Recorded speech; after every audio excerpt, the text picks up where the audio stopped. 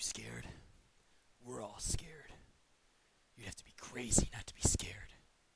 Hello, I'm Mr. Hoven, and welcome to our next online lesson. Today we're going to be talking about moving towards revolution. So, England taking more control, the colonists becoming a little upset with that, and tensions rising. People are starting to get afraid, not sure what's going to happen next. Maybe a revolt is in the future. Let's get started. So immediately following their victory over the French, England closes the Ohio Valley to settlers as promised to their Native American allies. It was one of those conditions under the Treaty of Paris. Colonists, however, ignore England's promise. They'd be like, England, you must be tripping, man. We ain't going to listen to that. And they begin moving into the Ohio Valley. This sparks a war between the colonists and natives known as Pontiac's Rebellion. Pontiac was a chief that led a rebellion against the settlers there. The rebellion is put down, but the war convinced England to issue the Proclamation of 1763. And this officially closes the frontier to new settlement.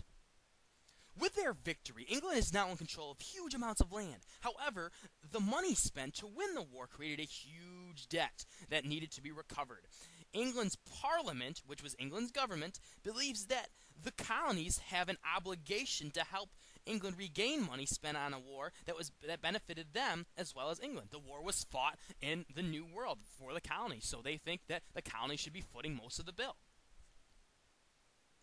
So the English government begins taxing the colonies heavily on many different goods. And the first act, or the first tax, is the Sugar Act of 1764. And this placed a duty or tax on molasses from the West Indies. Colonists smuggle molasses or bribe tax collectors in response to this.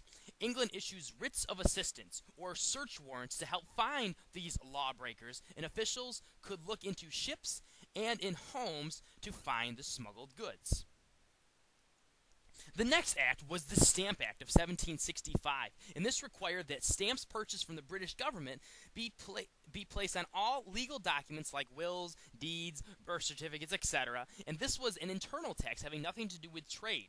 It caused outrage among the colonists. Basically, any legal document had a stamp placed on it, and there was a tax attached to that. So the colonists were now paying for many of the forms or the documents that used to be tax-free. So it really, really upset them.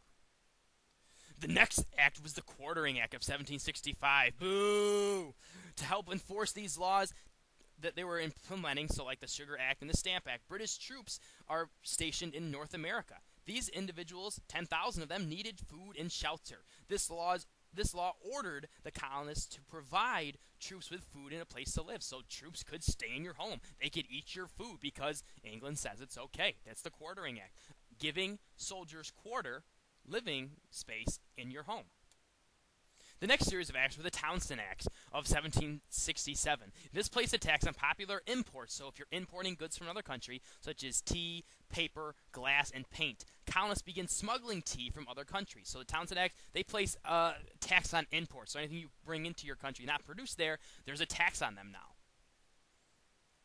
The Townshend Act was followed by the Tea Act, and this really enraged the colonists. And this created a monopoly, total control over tea. Tea was sold by the British for less than smuggled tea, causing smugglers to lose business. So basically, with a monopoly, British has control, complete control over the tea industry. So they undercut all the smugglers, so the smugglers go out of business, and then they'll just jack up their prices. So it's a way of eliminating any competition, whether it be legal or illegal. And again, this really upsets the colonists. So these laws are being passed in England without the colonists having a representative presence to voice opinion or cast a vote. So all of these taxes were happening without the colonists having representation in the government. And this leads to the colonists arguing there should be no taxation without representation. And hopefully that's a very familiar phrase that you've heard maybe in 4th grade or sometime before. The colonists want to have representation in the government if they're going to be taxed. And if that is not met, problems will arise. That about wraps things up. We'll see you next time.